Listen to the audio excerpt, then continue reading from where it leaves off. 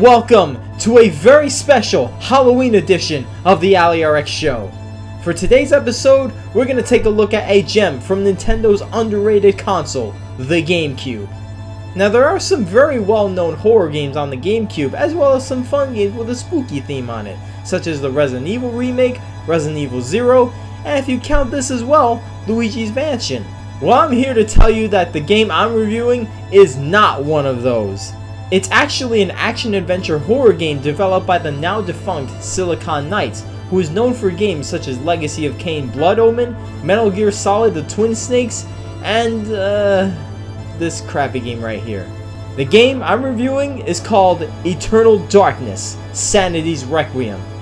This game was met with critical acclaim from dozens of review sites, making it one of the best GameCube games of all time. So, what is Eternal Darkness: Sanity'S Requiem? And how scary is it? You really want to know how scary it is? You really want to know how scary it is? You really want to know? Well, come join the fun. If you dare!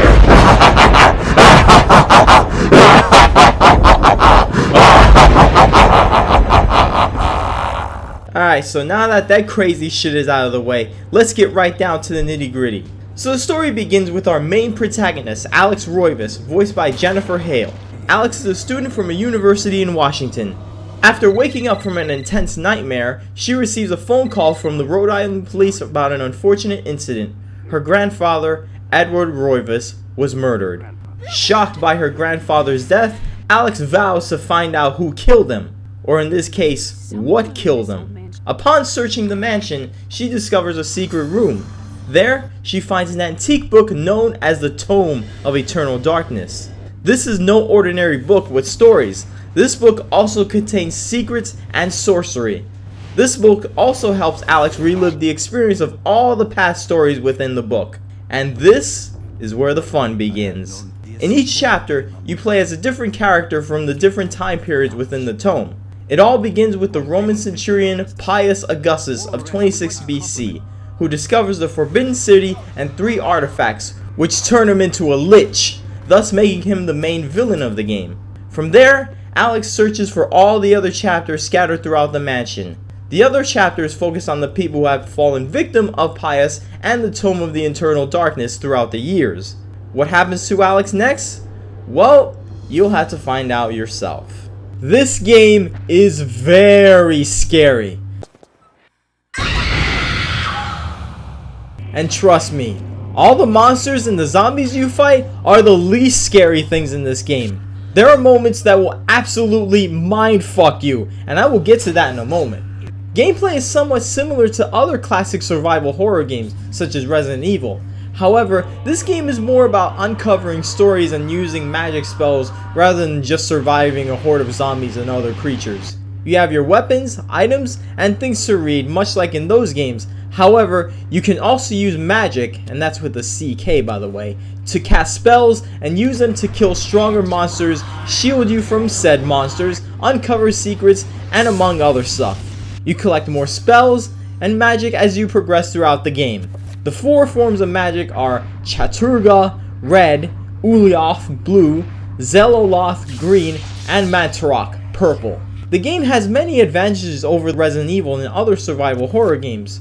For one thing, you can save anytime you wish, except for when you're fighting monsters of course, unlike in the Resident Evil games where you had to find an ink ribbon and a typewriter. Also, you can add as many items as you want.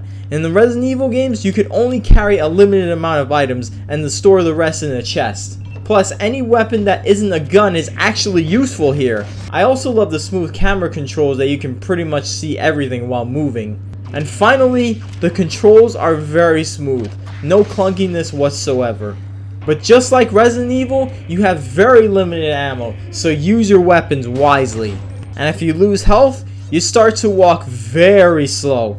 Not only that, if you run for too long, you start to lose stamina. This is great because it makes the game even more terrifying. It also reminds me of horror movies where the guys are running and all of a sudden they're tired as fuck. You have 3 meters, red for health, blue for magic, and green for sanity. These can be recovered by certain items you have, or by the recover spell using the corresponding magic. Now you're probably wondering, what is the sanity meter? Well, remember when I said earlier that this game can absolutely mindfuck you in certain moments? Well, this is one of those. If your sanity meter is fully depleted, shit happens. And I mean, shit happens. Shit that you would not expect, even from a horror game. Usually when a game breaks the fourth wall, it doesn't in a funny way. However, here, it breaks the fourth wall in a scary way. It's almost as if the game tricks you. Let me tell you some of the crazy moments I found. In one part, it looked like the volume on the TV was getting lower. Then all of a sudden, the game goes back to reality. This scared the shit out of me. Seriously, you wanna know why? I have an old Panasonic HD TV that only does 720p. When you lower or raise the volume, the font and the color look almost exactly the same. That's how scary it got.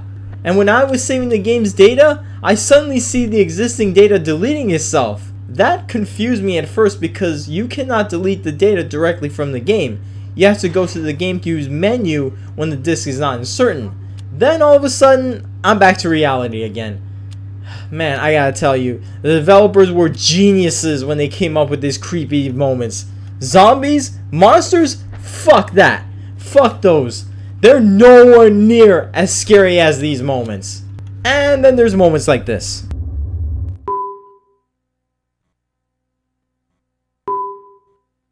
See, this is why I prefer having my sanity meter very low, because it just makes the game so much more fun.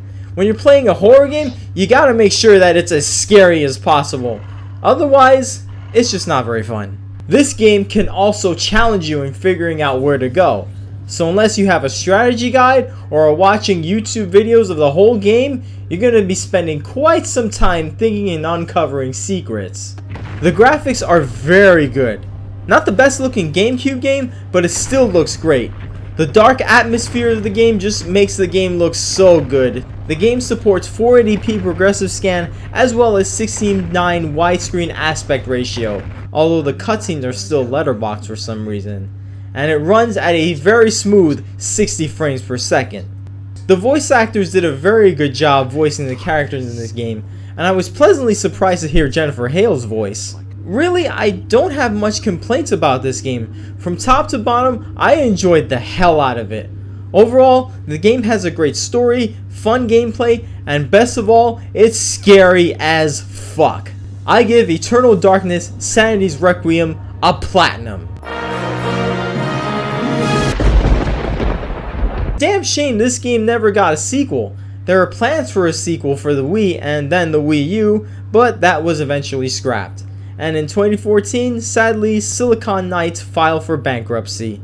So that's it for today's Halloween episode of the Allie-RX show. Now I want to know your opinion. Did you enjoy this review? Did you agree? Did you disagree? Does this game scare the piss out of you?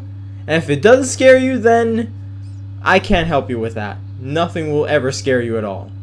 Goodbye.